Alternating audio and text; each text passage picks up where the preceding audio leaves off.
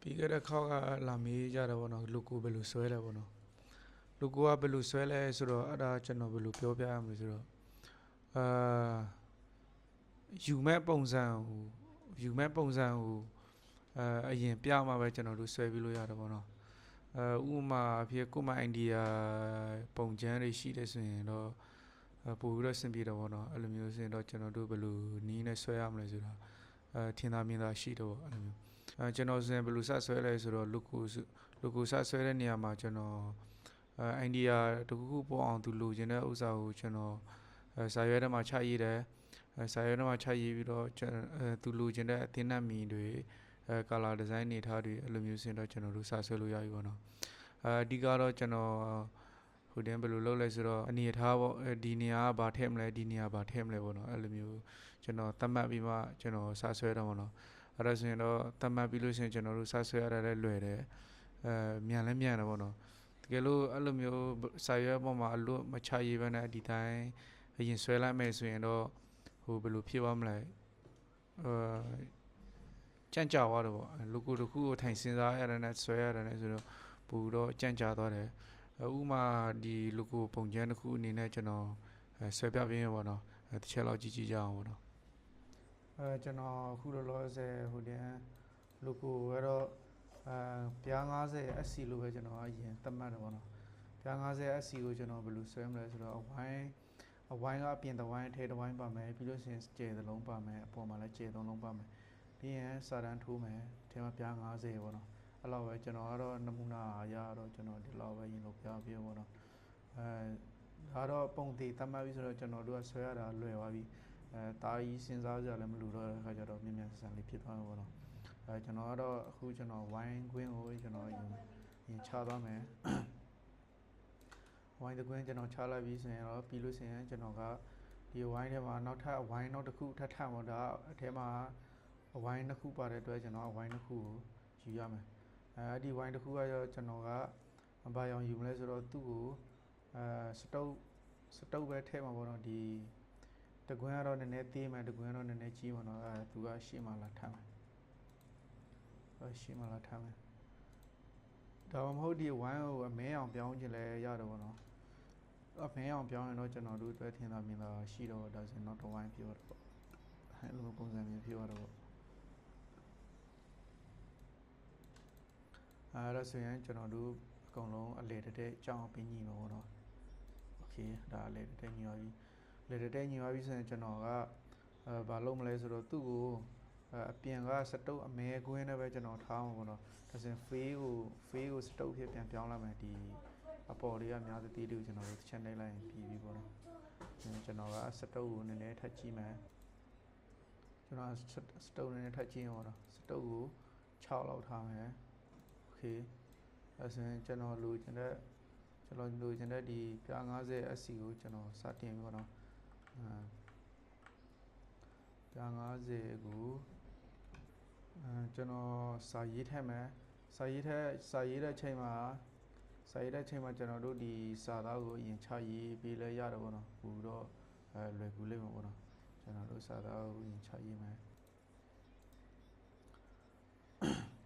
ဒါဆိုရင်ကျွန်တော်ကစာကိုအရင်ချရေးမယ်စာကိုကျွန်တော်ဘယ်လောက်ယူမလဲဆိုတော့လောဆယ်50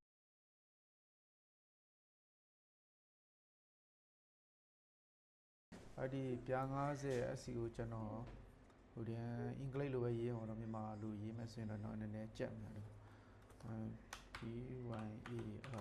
ပြား50 SC ပြား50 SC โอเคပြား50 SC ကိုကျွန်တော်စာလုံးအဝိုင်းဖြစ်စာလုံးဝိုင်းဖြစ်ဝိုင်းအောင်ပေါ့နော်ဒီစာလုံးဝိုင်းတဲ့အချိန်မှာကျွန်တော်တို့ဒီတိုင်ခုံးပြီးထူးတစ်ခုနဲ့ခုံးပြီးလှုပ်လို့မရဘူးပေါ့နော်အဲ့ဒါကြတော့စာလုံးတွေကွဲကုန်တယ်ပေါ့ကျွန်တော်ကဟိုတင်တိုက်ထဲမှာရှိတဲ့ဒီမှာတိုက်ဖတ်ဆိုတော့စာလုံးနဲ့ပဲကျွန်တော်တို့ရေးအောင်ပေါ့နော်ဒါဆိုတော့ပို့ပြီးတော့လွယ်ကူတော့ပေါ့နော်ဒါဆိုရင်ကျွန်တော်လူချင်းတဲ့ဖောက်ကိုရင်ချိန်မယ်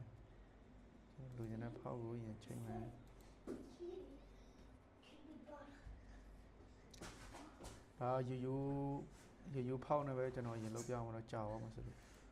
ရိုးဖောက်နေကျွန်တော်ရင်လောက်ပြမယ်ရိုးဖောက်နေပြီးလို့ရှိရင်နည်းကျဲမယ်ဒီအဲ့ဆိုတော့ကျွန်တော်နောက်ပြီးတော့ football club တစ်ခုထပ်ရေးရမယ် football club တစ်ခုနောက်ခဏလေးလည်းဒီ copy ထည့်လို့ရအောင်နော်football C football club ဒီ50 football club ဒီထဲမှာ50ကိုတော့ကျွန်တော်မြန်မာစာနဲ့ပဲရင်ရေးအောင်လား50မြန်မာနဲ့ရေးမယ်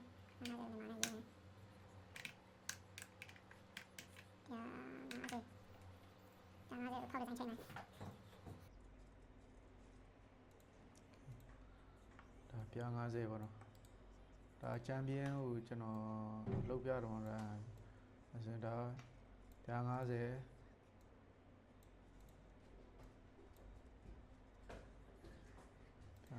နဲ့စာရေးအဲဆိုလေတဲ့ကြာပြီးဆိုရင်ဒီအပေါ်မှာပြား50 SC လို့သတ်မှတ်ထားတဲ့အတွက်ကျွန်တော်ပြား50အဲ့ဒီပြား50 SC လို့ရေးတဲ့ချိန်မှာကျွန်တော်တို့ကဒီအဝိုင်းကိုပဲထပ်ယူမှာပေါ့နော်အဲ့ဒီအဝိုင်းကိုကျွန်တော်ခုနက glue ထားတဲ့အတွက် glue ပြန်ဖြည့်တယ် okay ဒါဆိုရင်ကျွန်တော်ဒီဝိုင်းနဲ့ကျွန်တော်ထပ်ရေးမှာပေါ့နော်ထပ်ပြီးရေးမယ်ဒါဆိုရင်ကျွန်တော်ဒီကောင်ကို select ပြီးတော့ copy ယူမယ်ပြီးလို့ရှိရင်သူ့ပေါ်မှာတင်မယ်သူ့ပေါ်တင်တဲ့ချိန်မှာကျွန်တော်တို့ဒီ part 2နဲ့ပဲတင်ရအောင်ပေါ့နော် part 2နဲ့တင်မှာပဲသူကအကွေးလေးပုံစံနဲ့ရလာမှာစလုံးက okay ကျွန်တော် page ချလိုက်ပြီးလို့ရှိရင်ကျွန်တော်ဒီမှာတင်ထားလိုက်မယ် okay ဒါ50 SC ကိုကျွန်တော်စာလုံးနည်းနည်းပေးကြည့်မယ်ပြီးလို့ရှိရင်နည်းနည်းချဲ့မှာပေါ့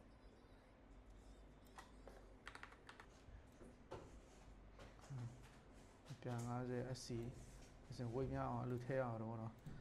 ပြန်50 SC ဝိတ်များလားမများဘူးလားသိချင်တော့ဒီမှာမြင်းဆွဲပြီးတော့ဒီမှာ C ကနည်းနည်းအောက်ကိုကြောက်ဖို့လိုသေးတော့နော်ဆိုရင်တော့ထပ်ချိန်မယ်ကျွန်တော်ထပ်ချိန်မယ် okay ဆိုတော့ဝိတ်များရောတော့ဒါဆိုရင်ဒါ50 SC တော့ပြီးသွားပြီ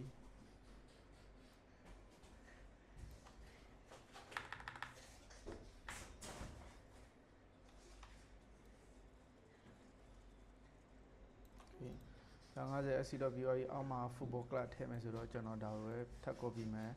ပြီးလို့ရှိရင်ဒါကို copy ပြီးတော့ကျွန်တော်ဒါကိုကျွန်တော်ပြောင်းပြန်လဲမယ်ပြောင်းပြန်လဲတဲ့ချိန်မှာ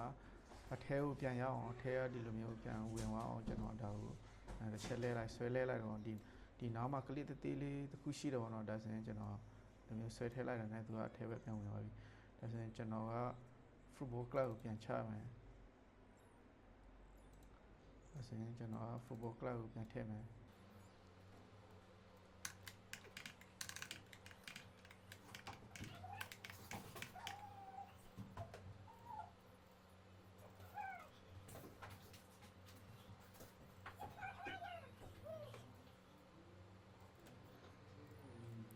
ဒါတော့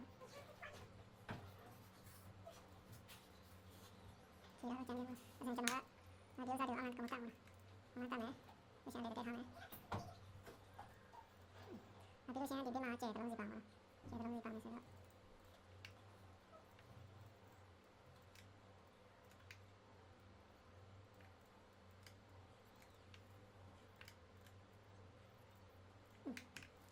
ဆက်နေတယ်ထားမယ်ဒါပြန်ဒီပြင်ပိုင်းကိုကျွန်တော် stroke ပြန်ထည့်အောင်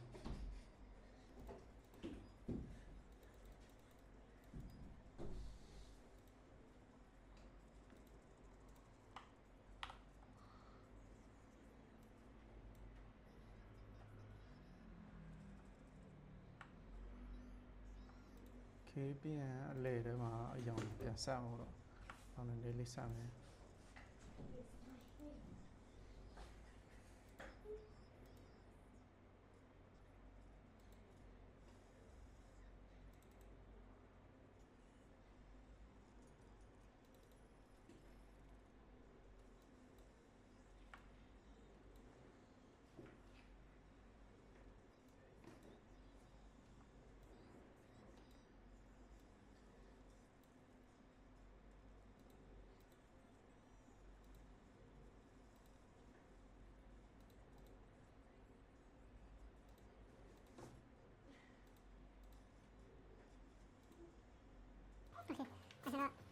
ဒီဝိုင်းမှာပြန်50အစီ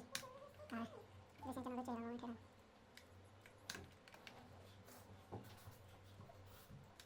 ကျွန်တော်တို့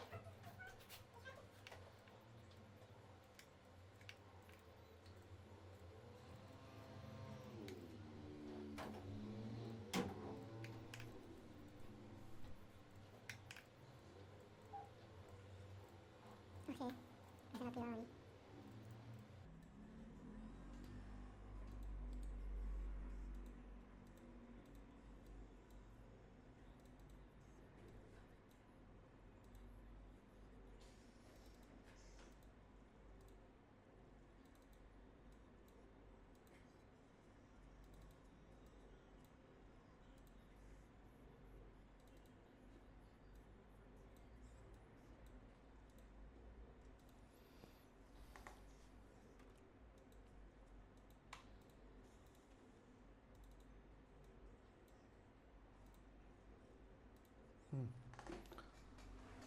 ဒါလိုပေါ့နော်